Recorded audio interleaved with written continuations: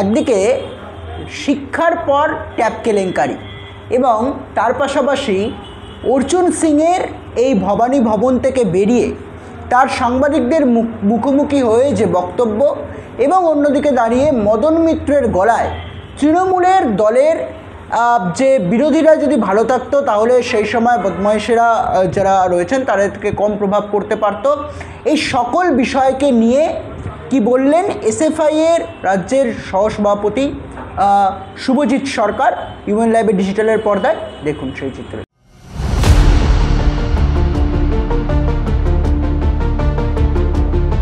রাজ্যে শিক্ষার পর একাধিক দুর্নীতি লক্ষ্য করা গেছে। সেই দুর্নীতির পরে এবার আরেকটা নতুন করে দুর্নীতির যে উন্মোচন সামনে আসছে সেটা হচ্ছে ট্যাব কেলেঙ্কারি বা ট্যাব দুর্নীতি। আর ইতিমধ্যেই এই বিষয়কে নিয়ে বিরোধীরা রাজ্যের শাসক দল তৃণমূল কংগ্রেসকে একাধিকভাবে তাদের অভিমত তারা ব্যক্ত করছেন।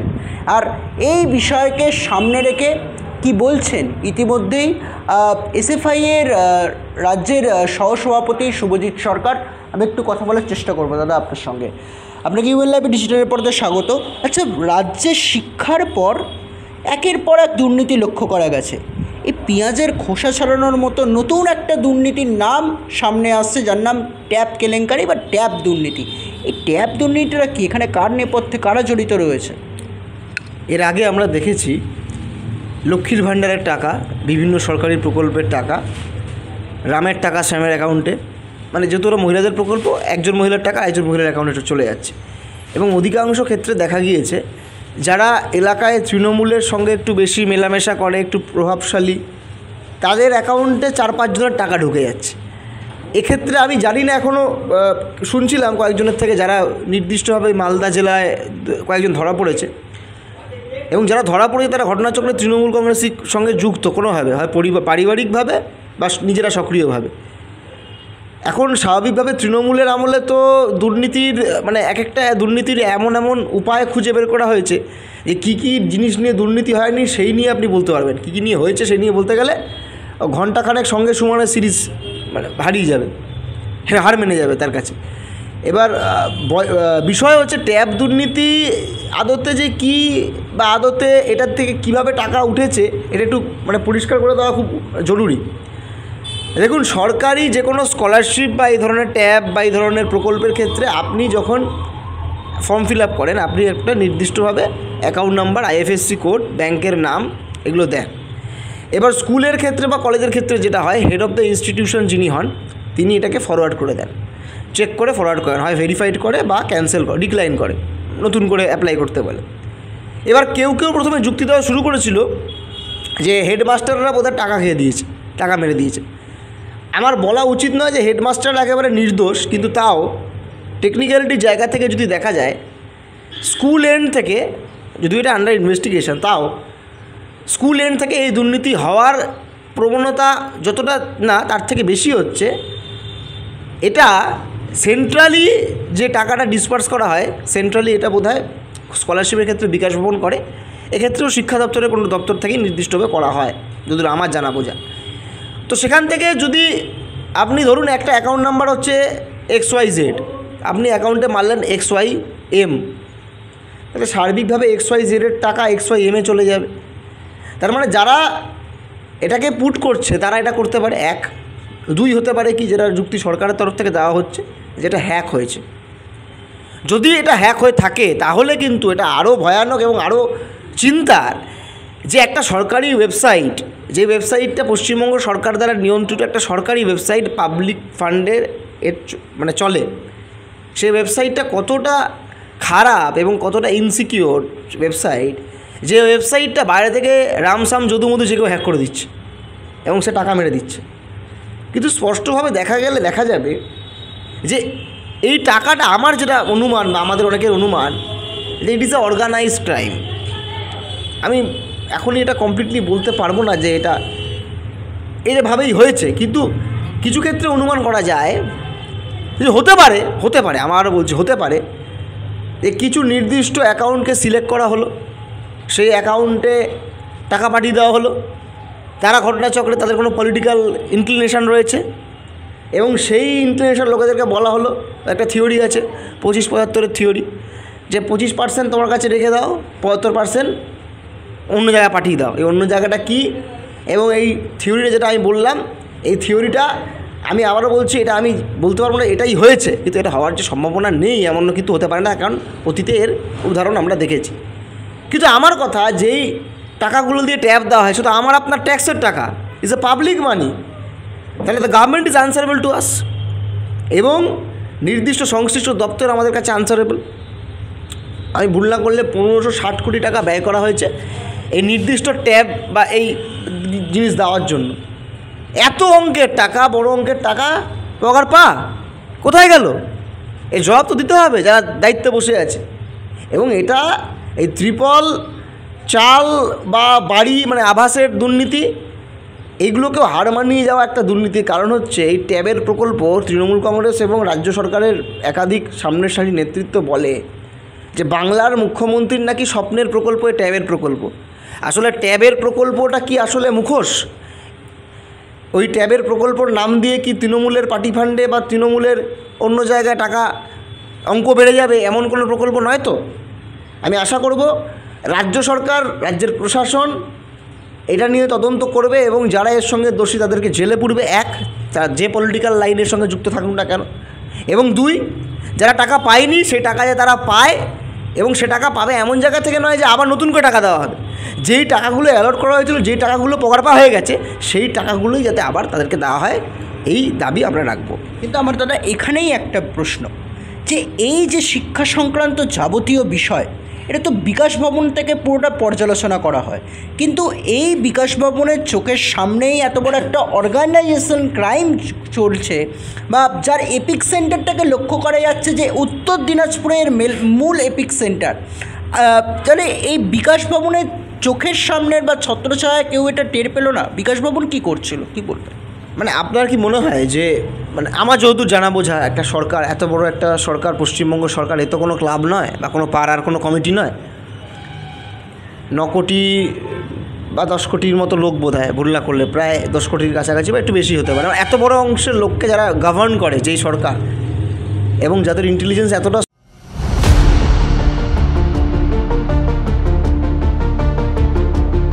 ট্যাব কেলেঙ্কারিতে মালদা থেকে রাষ্ট্রায়ত্ত ব্যাংকের গ্রাহক পরিষেবা কেন্দ্রের যিনি কর্ণধার তাকে গ্রেপ্তার করা হলো। ব্যাংকের গ্রাহক পরিষেবা কেন্দ্রের কর্ণধারকে গ্রেপ্তার পূর্ব বর্ধমান থানার পুলিশ। এই কিভাবে বিষয় দেখছেন? আবার এর পাশাপাশি আরেকটা প্রশ্ন ইনক্লুড করবো এর সঙ্গে, যে যিনি স্কুল পাস করে গেছেন, যে স্কুল ছুট পড়ুয়া বীরভূমে, তার অ্যাকাউন্টে 3 লক্ষ টাকা ঢুকেছে এই ট্যাব কেলেঙ্কারি। না, আপনাদের একটু খোঁজ নিতে হবে। মানে আপনারা যেহেতু মিডিয়া, এই যে যাদেরকে গ্রেপ্তার করা হচ্ছে, এক, এদের পলিটিক্যাল কি ওরিয়েন্টেশন আদৌ কোনো আছে?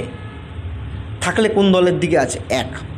দুই, মানে এরা আদতে দোষী না এদেরকে কিছুজনকে অ্যারেস্ট করে জাস্ট ব্যাপারটাকে ধামা দেওয়ার চেষ্টা করছে? আমি বলছি না আবারও যারা করেন, আমরা তো এরকম অনেক ক্ষেত্রে দেখেছি অতীত অভিজ্ঞতায়, যে মাথাদেরকে সরানোর জন্য কিছু লোককে এনে অ্যারেস্ট করে দেওয়া হয় যাতে মাথারা অ্যারেস্ট না হয়ে যায়।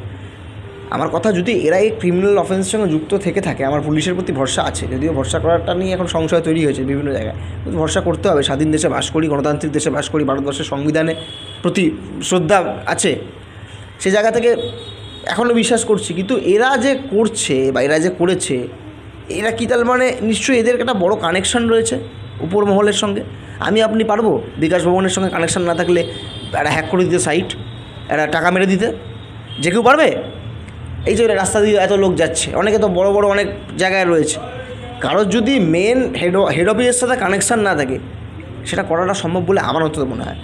আমার যেটা মনে হচ্ছে, এটা যেহেতু মিডিয়ার বন্ধুরা যেভাবে এই বিষয়টাকে সবার সামনে নিয়ে এসছে, তৃণমূলের একটু অসুবিধা হচ্ছে, তৃণমূল একটু সাইকোলজিক্যালি ব্যাকফুটে চলে যাচ্ছে। সেই জায়গা থেকে এখন হয়তো কিছু লোককে অ্যারেস্ট করা হবে, অনেককেই। তারা আদতে দোষী না নির্দোষ সেটা আমি এখন বলতে পারবো না, আমরা কেউ বলতে পারবো না, সেটা প্রমাণ হবে। কিন্তু আমার কথা, অ্যারেস্ট করা হচ্ছে হয়তো এমন লোকেদের যারা হয়তো প্রাইমারিলি এই কাজটা করেছে, যদি হয়েও থাকে, কিন্তু এরা প্ল্যানিংটা কারা করেছে বা এই টাকার অঙ্কটা কোথায় কোথায় যাচ্ছে। এই যে ধরো এই 3 লাখ টাকা একটা গল্প তুমি দিলে, যে কেউ ছাত্র না তার অ্যাকাউন্টে টাকা ঢুকছে, তো তৃণমূলের তো স্বাভাবিক ব্যাপার। এটা তৃণমূল ছাত্র পরিষদের নেতা হতে গেলে অছাত্র হতে হয়, অছাত্র হলে তৃণমূল ছাত্র পরিষদের নেতা হওয়া যায়, ছাত্র হলে হওয়া যায় না। প্রতিটা কলেজে তুমি যাও, তৃণমূল ছাত্র পরিষদের যারা নেতা, আমি কর্মীদেরকে অসম্মান করে বলছি না, তাদের মানে আমি কারো ফিজিক্যালি কাউকে ইয়ে করে বলছি, তারা এজেড হবে, তাদের পড়াশোনার সঙ্গে দূর কোনো সম্পর্ক থাকবে না, তারা হয়তো অনেক দিন আগে পড়াশোনার সঙ্গে যুক্ত ছিল, এরকম লোকে তৃণমূল ছাত্র পরিষদের নেতা হবে। This is the reality. এবার স্বাভাবিক, সেই যেই রাজ্যের শাসক দলের ছাত্র সংগঠনের নেতা অছাত্র হবে, সেখানে ছাত্র সংগঠন মানে শাসক দল বা সরকার, শাসক দল বলাটা ঠিক নয়, টেকনিক্যাল জায়গা থেকে, যদিও এখন তৃণমূল আর রাজ্য সরকার একই হয়ে গেছে প্রায়, সেখানে যারা অছাত্র তাদের অ্যাকাউন্টে টাকা ঢুকবে এবং সে টাকা, আমি তোমাকে বলছি একটা লিস্ট বের করা উচিত, সরকারের শ্বেতপত্র প্রকাশ করা উচিত, এই কাদের অ্যাকাউন্টে টাকাটা গেল। এই যে যাদের তোমার টাকা আমার অ্যাকাউন্টে ধরে এসছে, আমার নাম প্রকাশ করা উচিত সরকারের, বা আমার মতো যাদের অ্যাকাউন্টে টাকা ঢুকেছে, দুবার তিনবার ঢুকেছে, এবং সবথেকে বড় কথা, এমন লোককে হয়তো পাঠিয়েছে টাকাটা যারা টাকাটা ফেরত দেবে না। কারণ 24 ঘন্টার মধ্যে যদি তুমি টাকা কোনো অ্যাকাউন্টে ভুল জায়গায় মানে ট্রানজ্যাকশান করো, 24 ঘন্টা যদি পার হয়ে যায়, তারপরে ব্যাংক কিন্তু সে টাকা ফেরাতে পারে না, যদি আমার জানা বোঝা টেকনিক্যালিটি জায়গা থেকে আছে। It is a huge scam, এবং এই স্ক্যামের বিরুদ্ধে রাজ্যের মানুষের রাস্তা নামা উচিত। যারা তৃণমূলটাও মানে সততার সঙ্গে করে, সে সংখ্যাটা কম হলেও তাদেরকে আমি বলবো, এই আহ্বান করবো, আপনার আমার টাকা, ট্যাক্সের টাকা লুট হচ্ছে। টাকার এখানে একটা প্রশ্ন, মুখ্যমন্ত্রী পাহাড় সফর শেষে আজকে রাজ্যে ফিরছে, কিন্তু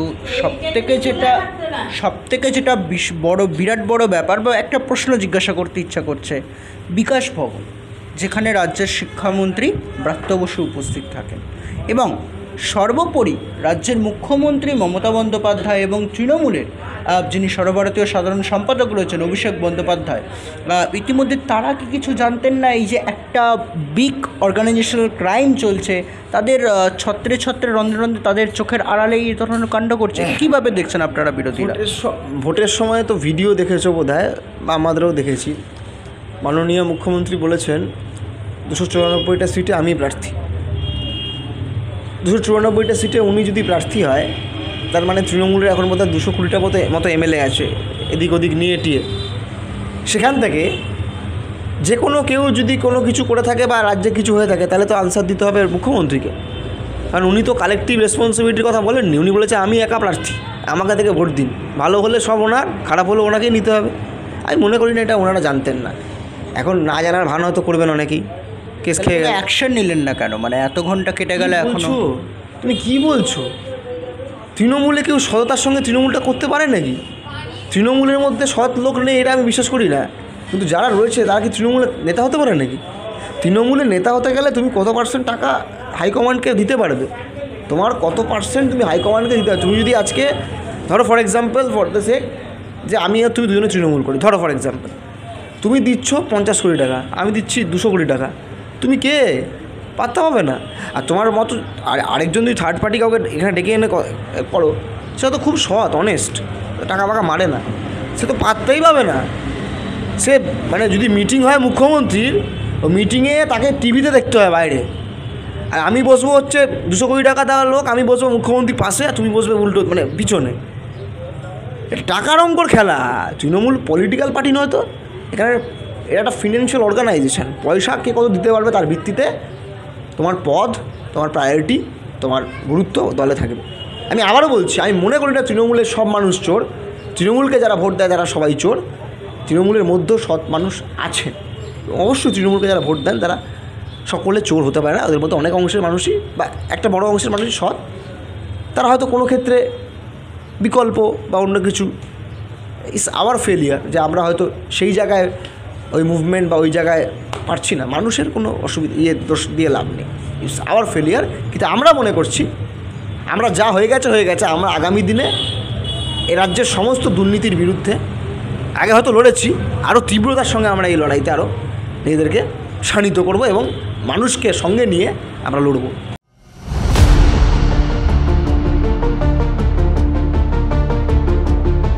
আচ্ছা দাদা, একটা বিষয় দেখা যাচ্ছে যে এবার মদন মিত্র এর আগেও তৃণমূলকে নিয়ে ইদানিং একটা বিস্ফোরক মন্তব্য করছেন। সেই মদন মিত্রর মুখে আবারও একটা সুর তৃণমূল কংগ্রেসের নামই শোনা যাচ্ছে। বিষয়টা হচ্ছে দলের একাংশ সমালোচনার পাশাপাশি এবার শক্তিশালী বিরোধীদের প্রয়োজনীয়তার কথা শোনা গেল কামারহাটির তৃণমূলের বিধায়ক মদন মিত্রের গলায়।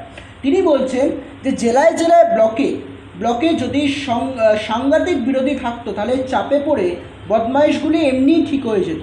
বিরোধীদের থাকলে আমরা সতর্ক হয়ে থাকতাম এবং বিরোধীদের ভূমিকা নিয়ে এবার ফের মুখ খুললেন কামারহাটির তৃণমূলের বিধায়ক মদন মিত্রের পাশাপাশি যিনি ভরতপুরের তৃণমূলের বিধায়ক রয়েছেন সেই হুমায়ুন কবিরও, যিনি বিজেপি তো ছিলেন কদিন আগে, তার কথা বলছো? মানে যিনি বিজেপি প্রার্থী ছিল 2019 সালে এবং এখন তৃণমূলে আছেন, যিনি কদিন আগে ওই বলেছিল বোধহয় যে আমরা 70 ওরা 30 হিন্দু মুসলিমের রায়ট বানানোর চেষ্টা করেছিল, তার কথা বলছো তো? সেই হুমায়ুন কবির। এবং যিনি সেই লোক, যিনি হচ্ছে বোধহয় আমার ভুল না হলে 11 সালে কংগ্রেসের বিধায়ক হয়ে জিতে উনি আবার তৃণমূলের মন্ত্রী হয়েছিলেন এবং 6 মাসের মধ্যে বাই ইলেকশনে উনি জিততে পারেননি বলে মন্ত্রীপদ খোয়া গেছিলো। দেখুন, মদন মিত্রকে আমি তাও কিছু অংশে বলতে পারি যে মদন মিত্রকে আমি ছোটো থেকে আমরা যখন রাজনীতি মানে দেখতাম, করতাম বলবো না, বিরোধী দল হিসাবে যখন তৃণমূল ছিল সে সময় মদন মিত্ররা কিন্তু one of the leaders of the opposition যাদেরকে আমরা দেখেছি বিরোধী দল হিসাবে। এবার তিনি ভালো না খারাপ, তিনি কতটা সৎ না অসৎ, এই নিয়ে আমি প্রশ্ন তুলব না, কিন্তু মদন মিত্রর মতো লোকেরা আসলে কি দলে কোণঠাসা নয়? এই যে মদনবাবু বলছেন যে বিরোধীরা শক্তিশালী হলে খুব ভালো হতো, ঠিকই তো, গণতন্ত্রের প্রিন্সিপালে তো ডেমোক্রেসিতে অপোজিশনের ভয়েস খুব গুরুত্বপূর্ণ, কিন্তু বিরোধী এখন পশ্চিমবঙ্গে কারা? মানে অফিসিয়ালি খাতায় কলমে যদি অপোজিশন হিসেবে দেখো বিধানসভায়, তারা কারা? তারা তৃণমূলেরই প্রাক্তনী সংগঠন বিজেপি। মানে বিজেপি মানে এটা ন্যাশনাল বিজেপি নয়, এটা বাংলার বিজেপি। বাংলার বিজেপিটা কী? আমি কাউকে অপমান করছি না, আমি বিজেপির যে কর্মীরা বিজেপি ঝান্ডা নিয়ে রাজনীতি করে এবং তৃণমূলের হাতে অত্যাচারিত হয় আমি তাদেরকে ছোটো করে বলছি না, কিন্তু বিজেপি যারা এখন বিজেপির নেতা, শুভেন্দু অধিকারী বলুন, আপনি শঙ্কর ঘোষের নাম বলতে পারেন, আমাদের দলে এক সময় ছিল, আপনি বলবেন ওদিকে রাজীব বন্দ্যোপাধ্যায় এখন আবার তৃণমূলে চলে গেছে, সকালে কে কখন রাতে কী কখন বোঝা যায় না তো। মানে এমন এমন লোকেদেরকে নিয়ে তৈরি হওয়া এই পার্টি, এরা বিরোধী দল কী করে হবে? এখানে যদি তৃণমূল এর বিরুদ্ধে বিজেপি দুর্নীতির কথা বলে তো বিজেপির বিরুদ্ধে তৃণমূল কথা বলবে, সবার ফাইল সবার কাছে রয়েছে। একটা অপোজিশন লিডার সেই প্রাক্তন মন্ত্রী এ রাজ্যের, সেই হচ্ছে প্রাক্তন তৃণমূলী, সেই হচ্ছে দুর্নীতি এমন করেছে যে আর কি বলবো, মানে সময় পার হয়ে যাবে বলতে বলতে বলতে বলতে। এটা তো পুরো সেটিংয়ের খেলা, গট-আপ অপোজিশন যাকে বলা যায়। আমি কিন্তু এটা অনেকে ভাববেন না যে তৃণমূলের বিজেপি আমাদের বিরুদ্ধে দল বলে আমরা এই কথা বলছি, এটা বাস্তব জায়গা থেকে এটা একটা সেটিং অপোজিশন চলছে। এবং মদনবাবু যেটা বলছেন যে বিরোধীরা শক্তিশালী হলে নাকি খুব ভালো হতো। আচ্ছা, মদনবাবুর দল মানে তৃণমূল কংগ্রেস বিরোধীদেরকে কী করেছে আপনারা নিশ্চয়ই দেখেছেন। 2011 পর থেকে যারা বামপন্থী রাজনীতি করার জন্য, কংগ্রেস করার জন্য, এখন কিছু অংশে কিছু মানুষ বিজেপি করার জন্য যেই অত্যাচারের শিকার হয়েছে, মানে আমি বলছি আপনাকে, তৃণমূলের নেত্রী মমতা বন্দ্যোপাধ্যায়কে অনেকে একটা মিডিয়ার অংশ বা অনেকে দেখায় যে বিরাট বড় নেত্রী, বিরোধী নেত্রী। আচ্ছা, মমতা বন্দ্যোপাধ্যায় যখন নাকি বিরোধী নেত্রী ছিলেন, উনি কি জীবনে এক রাতও জেল খেটেছেন? এক রাত উনি জেলে ছিলেন? আপনি বলতে পারবেন? কিন্তু পশ্চিমবঙ্গের মাটিতে সে বড় নেতা হোক আর ছোটো নেতা হোক আর যাই হোক, কর্মী হোক, তাদেরকে দিনের পর দিন জেল খাটতে হয়েছে। আপনি মীনাক্ষী মুখার্জির কথা বলুন, আপনি আমাদের আরও একাধিক লোকের নাম বলুন যারা জেল খেটেছে, যাদের মিথ্যে মামলা রয়েছে। তা পশ্চিমবঙ্গে বিরোধী রাজনীতি করতে গেলে যারা গ্রামের মানুষ আমার কথা দেখছে, তারা জানে যে কী অত্যাচারের শিকার হতে হয়। একটা ফেক কেস দিয়ে দিল, গাঁজা কেস, একটা উল্টোপাল্টা অন্য ধরনের কেস দিয়ে দিল, মিথ্যে মামলা দিয়ে দিল। এবার আপনি হয়তো প্রমাণ হয়ে যাবেন যে আপনি নির্দোষ, কিন্তু যতদিন আপনি নির্দোষ প্রমাণ হবেন ততদিন আপনাকে জেলে থাকতে হবে। আপনার এবার মানসিক শারীরিক অত্যাচার চলবে, আপনাকে, আপনার পরিবারকে। গ্রামের দিকে কী হয়, গ্রামের দিকে তো মানুষ অতটা জানা বোঝা থাকে না।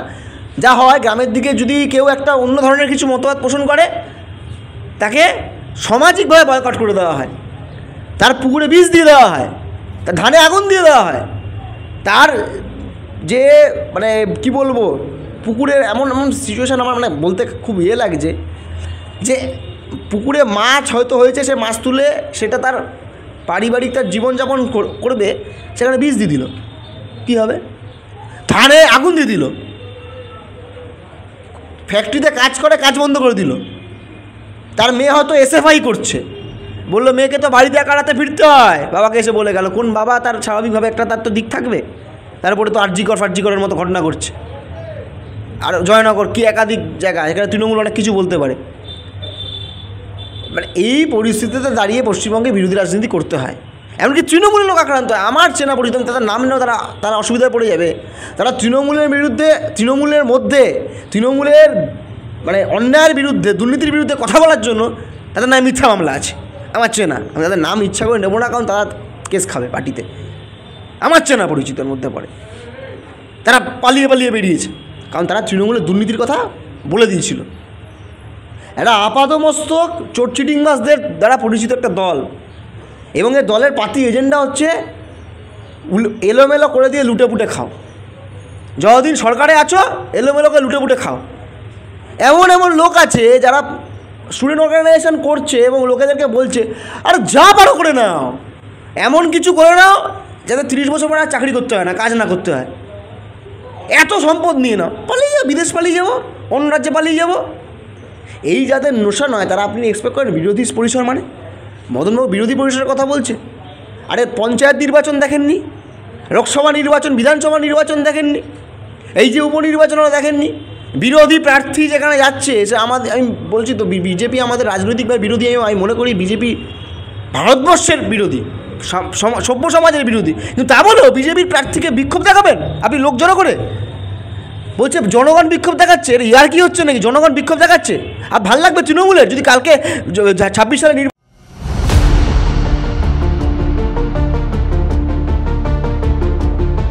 সুজিত, আরেকটা বিষয় যেটা হচ্ছে গিয়ে রাশিয়া থেকে আনা হচ্ছে রাসায়নিক। জিজ্ঞাসাবাদের সময় রাসায়নিক স্প্রে করে তাকে এবং মানে এই অর্জুন সিং এবং রাজ্যের বিরোধী দলনেতাকে খুনের চক্রান্ত করা হয়েছে।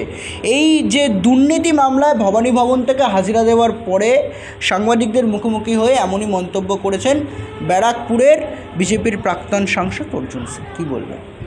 বিজেপির প্রাক্তন সাংসদ আগামী দিনে তৃণমূলের নেতা হতে পারে না এমন কেউ বলতে পারে না। আজকের বিজেপি কালকের তৃণমূল। 2019 সালে বিজেপি জয়েন করার পর থেকে তৃণমূল কেস দেওয়া শুরু করলো, সিআইডি পিছনে লাগলো। 2022-এ গিয়ে আবার যখন তৃণমূলে জয়েন করলো সিআইডি চলে গেল, সিবিআই চলে গেলো। আবার 2024-এ যখন বিজেপিতে চলে গেল তখন সিআইডি আবার এলো, সিবিআই চলে গেল। এ তো ছুকিতকিত খেলা। আজকে সিবিআই, কালকে সিআইডি ডাকছে, বলছে রাশিয়া থেকে রাসায়নিক নিয়ে আসছে। আরে তৃণমূল কংগ্রেসকে মানে কাউকে ভাবে বলছি না, মানে অর্জুন সিং কি এত বড় নেতা যাকে মারার জন্য রাসায়নিক নিয়ে আসতে হবে রাশিয়া থেকে? মানে এটা হাস্যকর কথা নয়? মানে আমার তো মনে হয়, দেখুন আমি কারোর পক্ষে বিপক্ষে বিষয়টা নয়, বিজেপির যেসব লোকরা আছে তারাও তো হাসছে আমার মনে হয়। মানে রাশিয়া থেকে রাসায়নিক নিয়ে আসতে হবে, তার কি? এই রাসায়নিক কারা ব্যবহার করতো? কেজিবি ব্যবহার করতো, শুনেছি। কেজিবি মানে রাশিয়ার যে গুপ্তচর সংস্থা, এবং রাশিয়ার যে মাননীয় যে নেতা রয়েছেন, প্রধানমন্ত্রী বোধহয় এখন, ওই পুতিন, তিনি একসময় কেজিবির কর্তা ছিলেন। সেটা অন্য ইতিহাস। কিন্তু পুতিনের সঙ্গে তো মোদির ভালো সম্পর্ক, তাহলে পুতিন আর মোদি মিলে অর্জুন সিংকে খুন করছে, এই তথ্য খাড়া হচ্ছে নাকি? ভারতবর্ষ সরকারের মধ্যে দিয়েই তো এই রাসায়নিক ঢুকছে, মানে ভারতবর্ষ সরকার অর্জুন সিংকে খুন করছে। এসব ভ্রান্ত কথা, খবরে ভেসে থাকার জন্য এই কথা। এবং 2, হতে পারে চুরি চিটিংবাজি সমস্ত দুর্নীতি ধরা পড়ে যেতে পারে, এমন পরিস্থিতি হতে পারে, জেল খাটতে হতে পারে। সেই জায়গা থেকে একটা এমন তথ্য খাড়া করে দাও যাতে মানুষের ডাইভার্ট হয়ে যায়। পশ্চিমবঙ্গের মাটিতে বিরোধী রাজনীতি করার জন্য সিপিএম, কংগ্রেস, আইএসএফ, বিজেপি, কিছু অংশে তৃণমূলের মানুষ বা অন্য অংশের মানুষও এই তৃণমূলের হাতে আক্রান্ত হয়েছে, তার শিকার হয়েছে, তার মিথ্যে মামলা অমুক তো আমি তোমায় বলেছি। কিন্তু অর্জুন সিং তো কালকে তৃণমূল হয়ে যেতে পারে। তৃণমূল কি পাগল নাকি যে এরকম লোককে রাসায়নিক দিয়ে মেরে ফেলবে? রাশিয়া থেকে নিয়ে এসে দাও আবার। আরে হতেই তো পারে যে এমন রাসায়নিক ব্যারাকপুরে পাওয়া যায়। ব্যারাকপুরে পাওয়া যায় না এমন কিছু আছে নাকি? অর্জুন সিং তো ওটাকে একটা প্রায় বলতে গেলে একটা মানে কি বলবো, একটা মুক্তাঞ্চল বানিয়ে রেখেছেন। কখনো তৃণমূলের হয়ে মারপিট করেন, কখনো বিজেপির হয়ে মারপিট করেন। আসলে ওনার যেই কেন্দ্রীয় বাহিনীগুলো রয়েছেন, উনি চাইছেন ওনার আরও বেশি কেন্দ্রীয় বাহিনী হোক। এবং যেহেতু একটা নতুন ফ্যাশন বিজেপি নিয়ে এসছে পশ্চিমবঙ্গের রাজনীতিতে, যে যত বেশি গাড়ি যত বেশি কেন্দ্রীয় বাহিনী তত বড় নেতা। ওনার বোধহয় প্রধানমন্ত্রী যে জেড প্লাস সিকিউরিটি পায় বা সিএম যে জেড প্লাস সিকিউরিটি পায়, ওনার বোধহয় ওই লেভেলে জেড প্লাস সিকিউরিটি পাওয়ার শখ হয়েছে, ইচ্ছা হয়েছে। তাই জন্য উনি এই ধরনের কথা বলছেন। এবং দুর্নীতি থেকে বাঁচতে হতে পারে, 1, 2 হচ্ছে এই সিকিউরিটি হতে পারে, আর 3 হচ্ছে সবথেকে বড় কথা, কোথাও তো নেই, বেঁচে থাকতে হবে। এই জন্য এগুলো করছে বলে আর মনে হয় এটা এখন মানে কী বলবো, একটা বাচ্চা ছেলে বা মেয়ে, একটা সাধারণ নতুন জন্ম হওয়া বাচ্চাও বুঝবে যে অর্জুন সিং কে ভাই? আমি তাও মানতাম যদি শুভেন্দু অধিকারী কথা বলতে মানতাম, মানে তার ধত্তের মধ্যে আনতাম না। এলওপি সুকান্ত মজুমদার একটা কেন্দ্রীয় মন্ত্রী, একটা বিজেপির নেতা, উনি আসলে নিজেকে না সমস্যা ওদের লেভেলে ভাবতে চেষ্টা করছেন। উনি ভাবছেন মানে বলে না কখন আসলে ভাবে কাশ্মীরের উল আসলে কঙ্কালের বগলে চুল, ওরম কেস। দীনেশ মজুমদার, ভবন থেকে বিদীপ্ত বিশ্বের report, UN live digital, Kolkata. আপনারা দেখছেন ইউএন লাইভ, বাংলা খবরের শেষ কথা।